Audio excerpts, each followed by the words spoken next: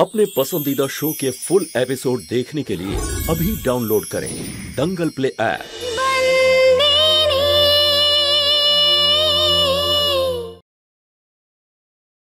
ने भाई चा अरे दाओ दाओ दाओ 4 दिन पर बाड़ीर चा खेते पाচ্ছি।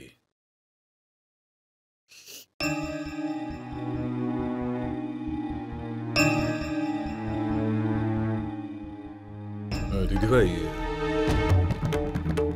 ওই মেয়েটা কোথায় গেছে? কেননা এটা তো ওর হাতের বানানো চা নয়। কেন ভালো হয়নি চা? হ্যাঁ চা ভালো হয়েছে কিন্তু ধর্মরাজ। হ্যাঁ আরে এসো এসো। আরে বাহ, চা খেয়েই তুই বুঝে গেলি যে সন্তু বাড়ি নেই। মনে হচ্ছে তুই সন্তুকে ভালোভাবে বুঝে গেছিস, তাই না? হ্যাঁ সেটা বলতেই পারো। হীরের ব্যবসায়ী বলে কথা, একজন মানুষকে চিনতে আর কতদিন সময় লাগতে পারে। আরেকটা জিনিস আমি দেখলাম, প্রত্যেকদিন সকালে প্রদীপ জ্বালানোর জন্য সলতে বানিয়ে রাখতো ওখানে। আর আমি দেখলাম যে এতগুলো সলতেও বানিয়ে রেখে দিয়ে গিয়েছে, মনে হচ্ছে অনেকদিনের জন্যই বাড়ির বাইরে গিয়েছে, তাই না? হ্যাঁ আসলে এতদিন বাদে বাপের বাড়ি গেছে, কটা দিন তো থেকেই আসবে না। মানে ওখানে গেছে কেন? ওর দাদুর শরীর ভালো আছে তো? দাদু কেমন করে ভালো থাকবে, খেমি যে চলে গেছে। খেমি পালিয়ে গেছে? হিতেন কোথায় আছে? ও নিজের ঘরে।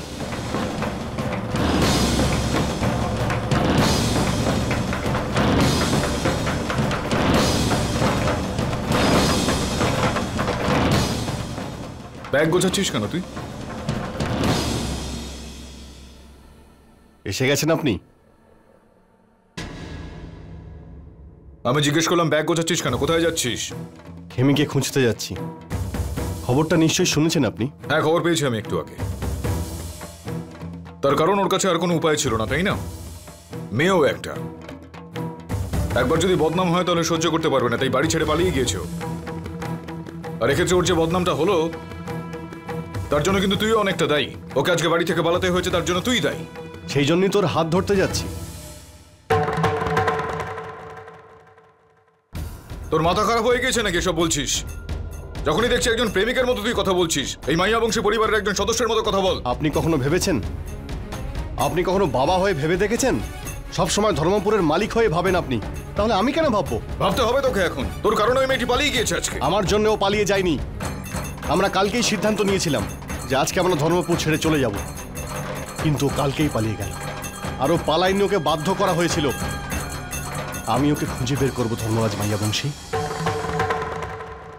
আর শোনেন, এখন ওকেই বিয়ে করব, আর মাইয়া বংশী পরিবারের বউ করেই এখানে নিয়ে আসবো। তুই এই মাইয়া বংশী পরিবারের সম্মানের বিরুদ্ধে যেতে চাস? আমার ভালোবাসার জন্য আমি সবার বিরুদ্ধে যেতে রাজি। তুই তোর নিজের বাবার বিরুদ্ধে যাবি? আপনি জানেন আপনার প্রবলেম কি? যখন আপনার সন্তানদের আপনাকে প্রয়োজন হয় তখন আপনি ধর্মপুরের মালিক হয়ে দাঁড়ান, আর যখন আপনার সন্তানেরা নিজের রাস্তা বেছে নেয় তখন আপনি বাবা হয়ে ওদের আটকানোর চেষ্টা করেন। আপনার টাইমিং সবসময় ভুল হয় ধর্মরাজ মাইয়া বংশী। আর আমার কাছে সব ফালতু কথা বলার সময় নেই। আমায় খেমিকে খুঁজতে যেতে হবে। এই তুই আমার কথা শোন। হিতেন, আমার একটা কথা শুনে যা তুই। হিতেন,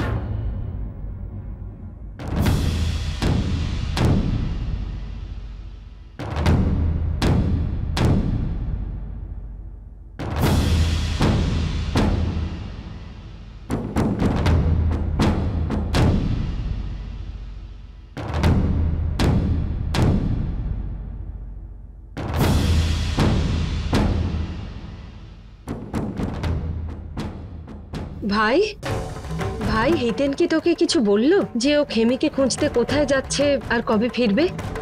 না দিদি ভাই, আমাকেও কিছু বলে যায়নি, কিন্তু তুমি চিন্তা করো না। আমি ভাবছিলাম যে আমি একবার গিয়ে মাধব কাকার সঙ্গে দেখা করি। ভাই তুই মাধব সোলাঙ্কির বাড়ি যাবি? তাই ভাবছি আমি দিদি ভাই, যেতে তো আমাকে হবে। তার আগে তুমি আমাকে একটা কথা বলো দিদি ভাই। বল। কি মনে হচ্ছে তোমার? ওই মেয়েটা এই গ্রাম ছেড়ে কেন পালিয়ে? বদনাম। এইটুকু তো গ্রাম আমাদের, কতদিন আর লোকের খোঁটা শুনতো বল? মনে হয় কাউকে মুখ দেখাতেও পারছিল না ও। আর হিতেন আর খেমির বিয়েটা তো কিছুতেই হবে না, তাই পালিয়েছে। না গো দিদি ভাই, আমার এক্ষেত্রে মনে হচ্ছে যে অন্য কোনো কারণ হতে পারে। আরো একটা বিষয় দেখো, এই হিতেন ওকে বিয়ে করার জন্য পাগল হয়ে গিয়েছে, আর ওরা দুজন একসঙ্গে পালিয়ে যাওয়ার সিদ্ধান্ত নিয়েছে। আর ওই মেয়েটা তাই করবে যেটা হিতেন ওকে করতে বলবে। কিন্তু হঠাৎ কি এমন হতে পারে যে ওই মেয়েটা গ্রাম ছেড়ে একা একা পালিয়ে যাবে? কি মনে হয় তোমার? আরে হ্যাঁ রে ভাই, তোর কথা শুনে এখন আমারও অবাক লাগছে। যদি খেমি আর হিতেন বিয়ে করবে বলেই ভেবেছিল, তাহলে ও পালালো কেন? এসব নিচু জাতের লোকেদের ভাবনাগুলো না আমি বুঝতেই পারি না। দাঁড়াও, আমি একটু আসছি। ভাই তুই একটু বাইরে দাঁড়া, আমিও আসছি। একটু তাড়াতাড়ি করো। হ্যাঁ, ভাই যদি এখন ওদের বাড়িতে একা যায়, তাহলে সন্তরি সব বলে দিতে পারে। ভাইয়ের এখন এটা জেনে যাওয়াটা ঠিক হবে না যে আমি সন্তরিকে দিয়ে ডিভোর্সের কাগজে টিপসই দিয়ে নিয়েছি। আমাকে ভাইয়ের সাথে গিয়ে সন্তরিকে আটকাতেই হবে।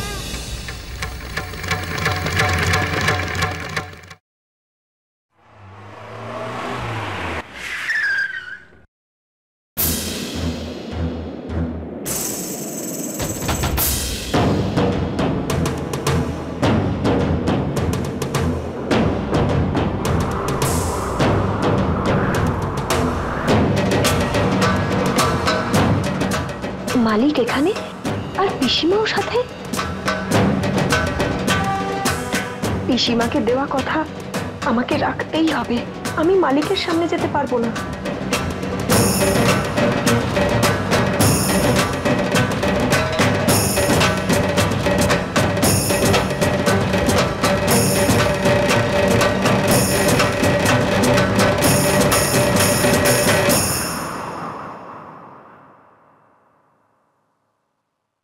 কোনো খবর পেলে খেমির? না মালিক, জানি না কোথায় গেছে আমার খেমি। সব জায়গায় খুঁজেছি কিন্তু ওর কোথাও খবর পাইনি। আমার তো খুব চিন্তা হচ্ছে মালিক, আমার মেয়েটা কিছু।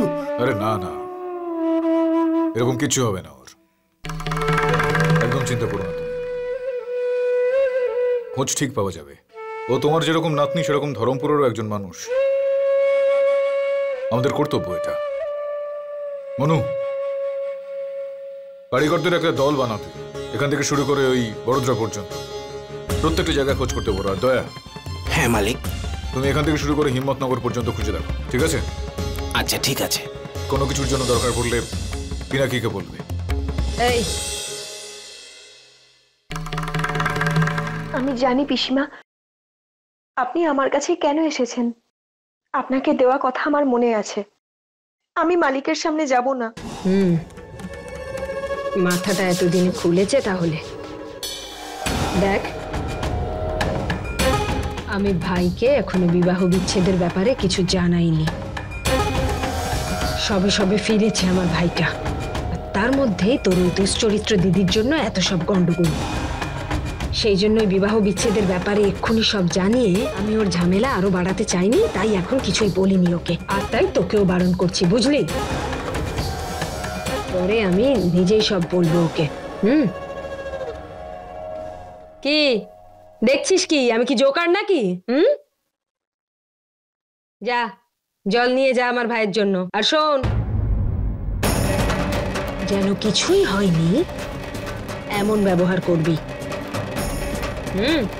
আচ্ছা পিসিমা।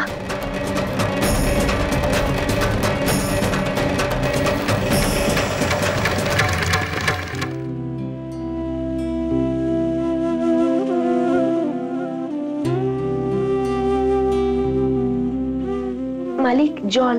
না, আমি জল খাবো না। আমার একটা কথা তুই ভালো করে শোন, তুই বাড়ি ফিরে আসার জন্য কোনো রকম তাড়াহুড়ো করিস না এখন। তোর দাদুকে দেখে মনে হলো শরীরটা খুব একটা ভালো নেই, তাই তুই এখানে থেকে ওনার খেয়াল রাখিস, বুঝতে পারলি? আচ্ছা মালিক। আপনি কেমন আছেন মালিক? হ্যাঁ ঠিক আছে, তুই ওনার খেয়াল রাখিস ভালো করে, ঠিক আছে, জয় শ্রীকৃষ্ণ।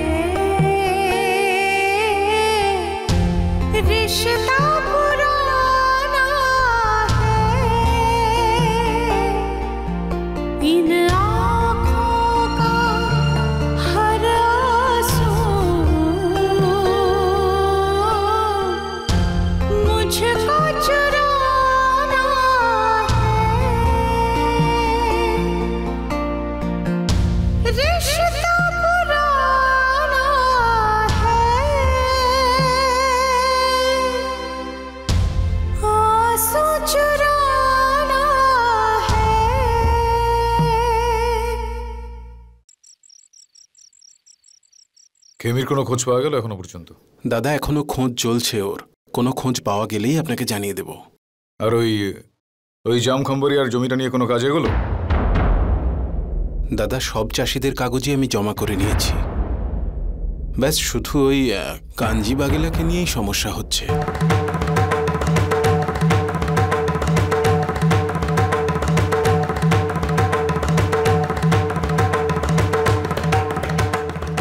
কাঞ্জি বাগেলা,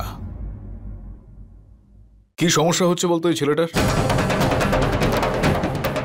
সামান্য একজন গ্রামবাসী হয়ে এত বড় সাহস দেখাচ্ছে। দাদা আপনি তো জানেনই যে একটা সময় কত বড় লুঠেরা ছিল ও। হ্যাঁ হ্যাঁ জানি, আমি ও কি করেছে সব জানি। আর ও যদি এতটা সাহস দেখাতে পারে, আমিও ধর্মরাজ মাইয়া বংশ। আর সোজা আঙুলে যদি এক্ষেত্রে ঘি না ওঠে তাহলে কিভাবে আঙুল বাকিয়ে ঘি তুলতে হবে আমি সেটা জানি।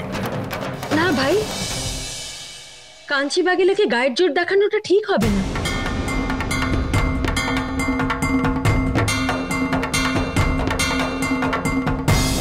হ্যাঁ তো হ্যাঁ, কাঞ্চি বাগেলা মানে ওইরকম একটা ডাকাতের সাথে মানে একটু সাবধানে আর বুঝে শুনে চলাই তো উচিত, তাই না ভাই? হ্যাঁ দিদি ভাই, আমি জানি, তুমি একদম চিন্তা করো না। আর এই ধরনের লোকের জন্য আমার ব্যবসার কোনো রকম ক্ষতি হোক সেটা আমিও চাইবো না একদম। আচ্ছা পিনাকি শোন। হ্যাঁ দাদা। ওকে শেষবারের মতো তুই বলে দেখ একবার, তারপরেও যদি ও কথা না শোনে তাহলে সেটা আমাকে এসে জানা। আচ্ছা ঠিক আছে। জয় শ্রীকৃষ্ণ দাদা। জয় শ্রীকৃষ্ণ দিদি।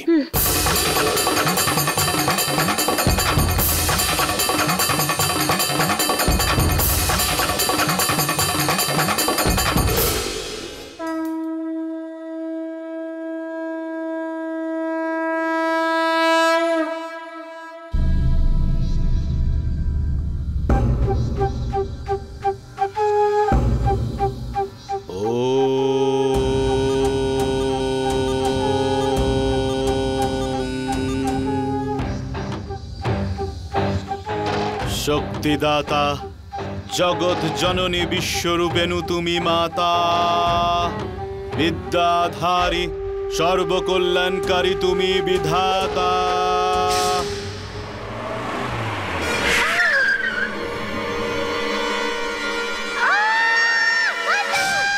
ব্রহ্মাণ্ডেতে কণায় কণায় তুমি বিরাজ করছো, শক্তিরূপে তুমি রক্ষা করছো, মাতৃরূপে সবার দুঃখ কষ্ট তুমি হরণ করছো।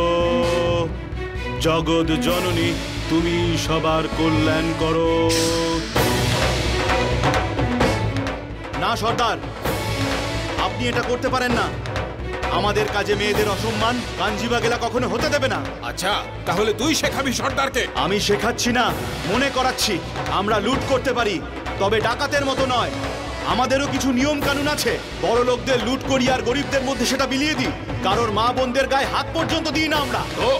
সর্দার এই মেয়েটাকে ছেড়ে দিন। না ছাড়লে কি করবি তুই? হ্যাঁ মেয়েটাকে ছেড়ে দিন। সর্দার বলছি মেয়েটাকে ছেড়ে দিন।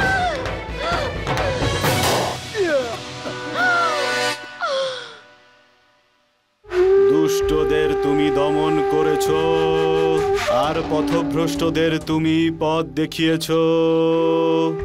অস্ত্র হাতে তুমি শত্রুদের বিনাশ করো আর ভগবতী রূপে তুমি নিরীহদের রক্ষা করো। জয় ভবানী ভবানী ভবানী।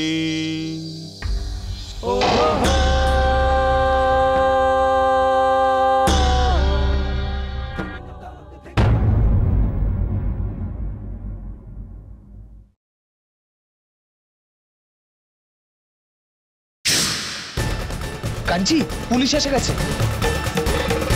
আমাদের এখান থেকে পালাতে হবে। তোমরা তাড়াতাড়ি যাও এখান থেকে, চলো।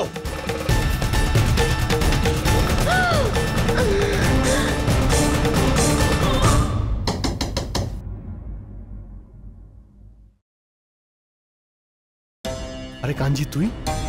ছগন, তোমার সাহায্যের খুব দরকার আমার। এই মেয়েটাকে তোমার বাড়িতে রাখতে হবে। কিন্তু দাদা, উনি কে? আমার নাম তরুণতা মাহিয়া বংশী। এই ডাকাতটা আমাকে তুলে নিয়ে এসেছে। দাদা বোন, ভয় পেও না, এরা কোনো ডাকাত নয়, এরা ভালো মানুষ। গরিবের সাথে হওয়া অন্যায়ের বিরুদ্ধে এরা লড়াই করে। আর কাঞ্জির চরিত্র নিয়ে কথা বললে আমি ভগবানের দিব্যি খেয়ে বলতে পারি, কাঞ্জি বাঘেলা সবসময় মহিলাদের সম্মান করে।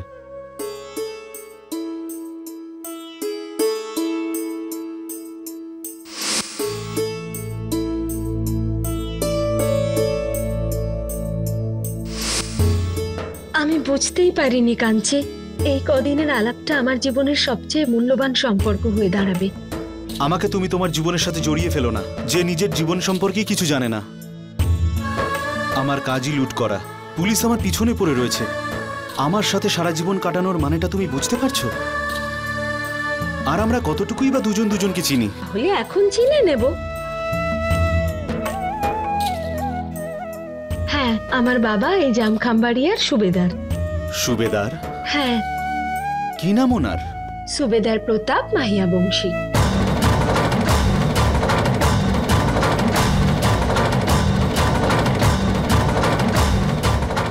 যার সাথে তুমি সারা জীবন কাটানোর স্বপ্ন দেখছো, তার গ্রেপ্তারি পরোয়ানা তোমার বাবা নিজেই জারি করেছেন।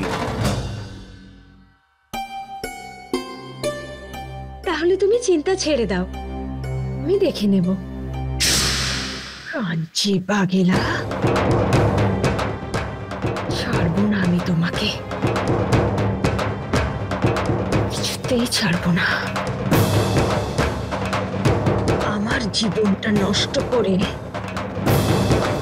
তুমি এত সহজে ভালো থাকতে পারবে না। আমি জানি জেল থেকে ছাড়া পাওয়ার পর তুমি এখন জামখাম্বাড়িয়াতেই আছো।